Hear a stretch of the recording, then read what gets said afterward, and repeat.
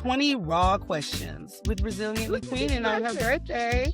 raw, by the way, stands for Resilient authentic. and worthy. So we're going to get into this. Hold on real quick. Who had you typing paragraphs and deleting them like a movie scene? I would say Lay, my ex-best friend, and definitely my baby daddy, my first child father. What's your I was young and dumb story that wasn't even that long ago? That long ago. Like younger in the sense that was last year, and I've lived several lifetimes since then.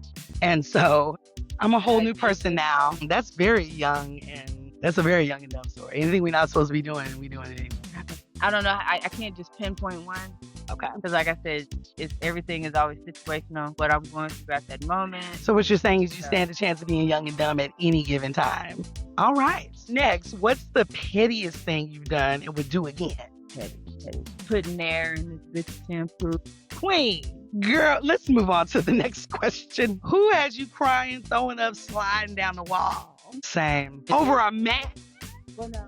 If I was crying and throwing up, sliding down the wall, it's more out of anger versus a desperate of, why are you hurting me? I love you. No. Oh my God, no. You can see that. She's an Aries. You just really don't know when somebody going to jail tonight if I set myself free. Like, I told you to stop fucking with me.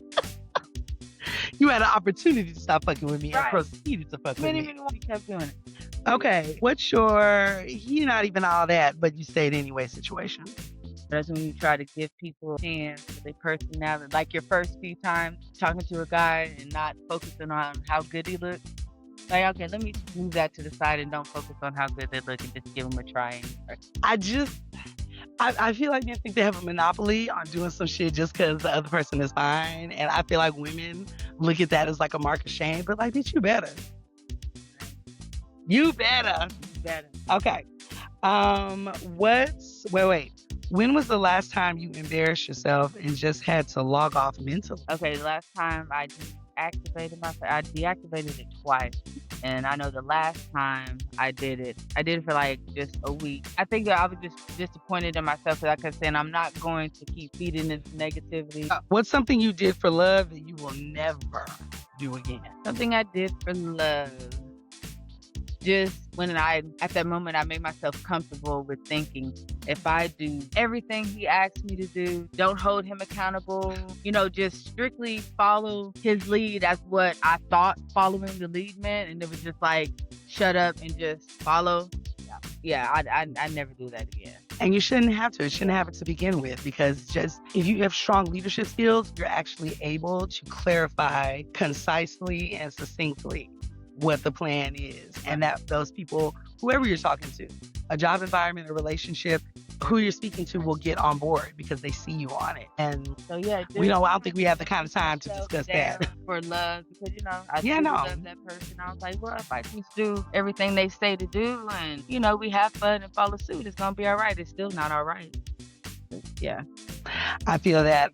Never again, right? Who had you acting brand new for no reason? You pushed me to that point to where I would literally walk past you, or I could be in the same room and I would, even though I know you're there because I physically seen you, but no energy, no power, no thought, no nothing. I would act like, and since I'm doing that and leading with that type of energy, you're not even going to see me. It's not even going to bother you that I'm here because I know how to control. I can be around people I don't like, or I know they don't like me or whatever.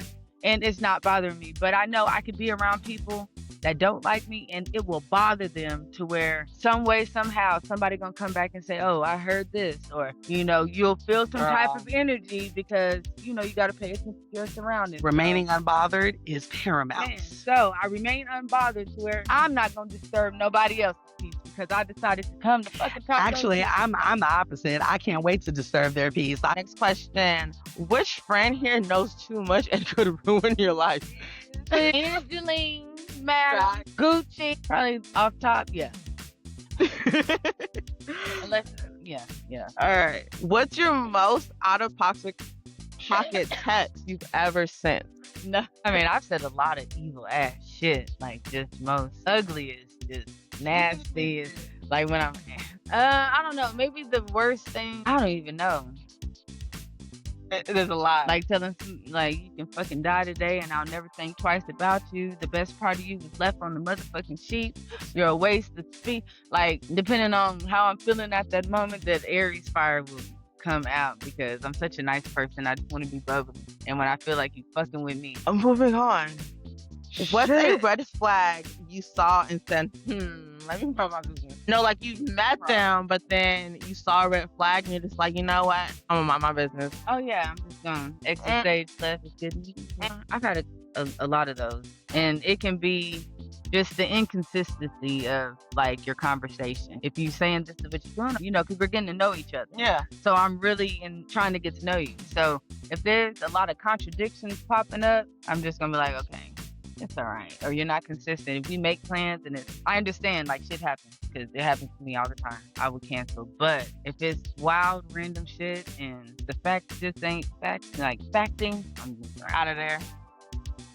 All That's right. fact stuff. Last one. What's your don't judge me, I already judged myself confession? I judge myself. Well, you can't judge me for anything because I can't judge you. Even if I fuck up, you can not like it or like it, but fuck your judgment. You ain't God. Mind your business. But something that I did that I wasn't proud of, don't judge me. Because you already judged yourself for it. That's why Right. your attitude on it is why people can't fuck with you about it. So what's the thing that led you to the I already judged myself? Okay, the first situation I was ever put in with a guy between like a really close friend, met him at the same time. You know, that particular night, yeah, I'm at the movies with somebody else. So, you know, they talked more. But after that, he did want to talk to me. And I was always straightforward. But, you know, she came and told me, and it was one of those situations where she said she's fine. And I know deep down inside, you're not fine. Like, I can feel this. But it's like, hey, you know, I'll talk to him. You know, we end up being real close. And she would be around. But I later found out it really did hurt her. Really did. Because she bother- liked him to begin because with? Yeah, I liked her. And I feel like me as the friend that, you know, want to be respectful, you know, don't cross boundaries. Even though she's saying it was okay, the fact that I felt like I know for a fact you're not being honest, I should have followed that. I should have followed that.